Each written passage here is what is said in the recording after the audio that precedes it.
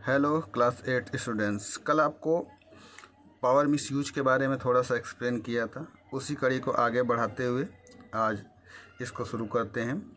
देखिए, जो भी डेमोक्रेटिक सोसाइटीज़ हैं, ठीक है, अगर कोई भी रूलर्स आपके द्वारा दिए गए पावर को का मिसयूज करता है आपके खिलाफ, तो जो कॉन्स्टिट्यूशन है वो आपको सुरक्षा प्रदान करता है। बहुत सारे रूल्स रेगुलेशन हैं जो कॉन्स्टिट्यूशन के माध्यम से जो भी आपके पॉलिटिकल लीडर्स हैं उनके ऊपर क्या करता है, कंट्रोल करता है। In the case of Indian constitution about which you will read the more later in this chapter, बहुत सारी चीज़ें आपको और आगे भी पढ़ने को मिलेगी। बहुत सारे ऐसे रूल्स बने हैं, बहुत सारे ऐसे सेक्शन हैं, बहुत सारे आपको फंडामेंटल राइट्स मिले हुए हैं जिसको आप देखेंगे तो इसको समझ सकते हैं। एक दलित राइटर हुए हैं ओम प्रकाश वाल्मीकि, उनके एक्सपीरियंस को इस तरह आपको समझाने का प्रयास करते हैं जो आपकी 7th की बुक में है। इन this chapter he talk about the discrimination, ठीक है। इस चैप्टर में आपको डिस्क्रिमिनेशन, जिसको हम लोग भेदभाव कहते हैं, उसके बारे में बताया गया है कि ओम प्रकाश वाल्मीकि को किस प्रकार से इस प्रकार की प्रॉब्लम को फेस करना पड़ा। वो एक दलित थे। You read about the Indian constitution guarantee the rights the equal to all person. आपने इंडियन कॉन्स्टिट्यूशन पढ़ा है कि चाहे कोई भी हो, किसी भी जाति का हो, किसी भी धर्म का हो, एनी कास्ट हो, सभी को इक्वल राइट्स मिले हुए हैं, सबको समान अधिकार है और उनसे किसी भी ग्राउंड लेवल पे उनसे किसी भी प्रकार का भेदभाव नहीं होना चाहिए। धर्म के हिसाब से, रेस के हिसाब से, कास्ट के हिसाब से, जेंडर के हिसाब से, प्लेस के हिसाब से, बर्थ के हिसाब से, उनमें किसी भी प्रकार का कोई अंतर नहीं होना चाहिए। सभी इक्वली क्या हैं, राइट्स हैं। सबके लिए फंडामेंटल राइट्स मिले हुए हैं जो इंडियन कॉन्स्टिट्यूशन ने इन सभी लोगों को प्रोवाइड किया हुआ है। आगे बढ़ते हैं बच्चों।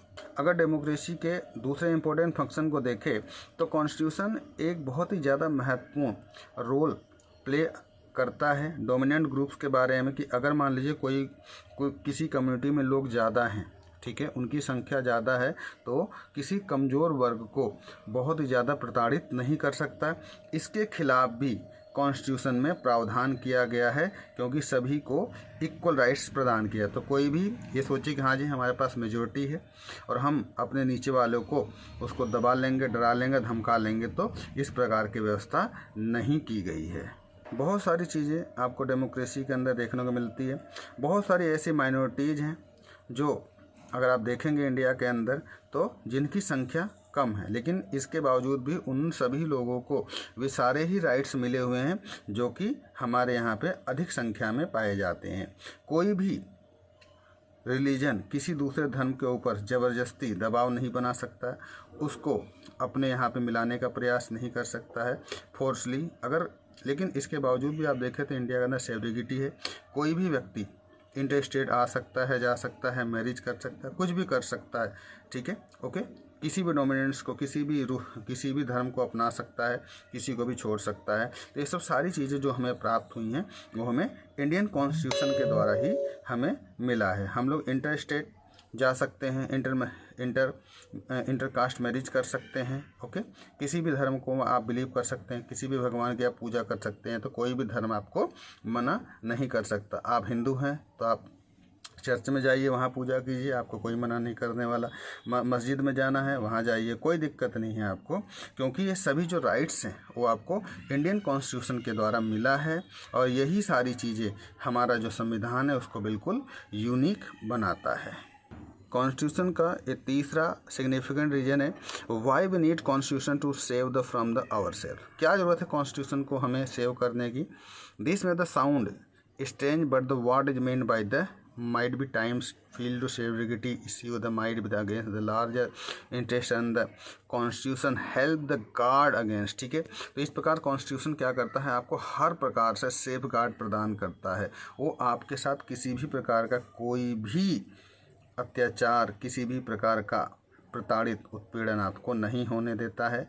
कुछ चीज़ें आपको और आगे इसमें बताई जाएगी। सिमिलरली देखा जाए तो कॉन्स्टिट्यूशन हेल्प्स करता है हमें प्रोटेक्ट्स, जो हमारे डिसीजन है उसको हमें प्रोटेक्ट करने के लिए, ठीक है, उसका इफेक्ट डालने के लिए उसके प्रिंसिपल्स को, कंट्री बिलीव्स को।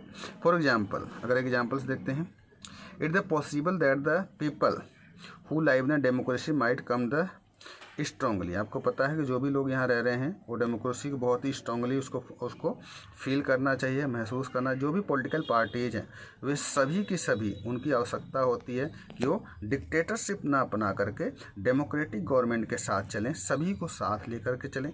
पब्लिक की जो इमोशंस हैं उसका भी ध्यान रखें, उनकी जो ज़रूरत है। जो भी पॉलिटिकल पार्टी सत्ता में आती है उसका यह पहला काम होता है कि वो अपने लोगों की हेल्प करे, पब्लिक वेलफेयर के लिए कार्य करते रहे और जो पब्लिक का इंटरेस्ट है उसको पूरा करने का प्रयास करें। A good constitution does not allow the home no change the basic structure. देखिए, जो एक अच्छा कॉन्स्टिट्यूशन है वो सबसे पहले इस बात पे फोर्स करता है कि जो आपका बेसिक चल रहा है उसके स्ट्रक्चर में किसी भी प्रकार का कोई भी ज़बरदस्ती चेंज ना किया जाए। अगर आवश्यकता है तो कर सकते हैं, नो प्रॉब्लम। उसमें भी अमेंडमेंट का ऑप्शन दिया हुआ है। It does not allow for the easy overthrow provisions. आपको पता है कि जो भी अमेंडमेंट्स है इंडिया के अंदर करना पड़ता है उसका बहुत ही ईजी प्रोसीजर नहीं है, उसको अलग अलग पार्लियामेंट में पास होना पड़ता है। पास होने के बाद उस पर बहस की जाती है, बहस होने के बाद लास्ट में राष्ट्रपति के शासन होते हैं, उसके बाद ही जा कर के इसको अमेंडमेंट किया जा सकता है, उसमें सुधार किया जा सकता है। ओके स्टूडेंट्स, आज के लिए इतना ही। फिर कल मिलते हैं एक नए वीडियो के साथ, इसी को आगे कंटिन्यू करेंगे। Okay, bye.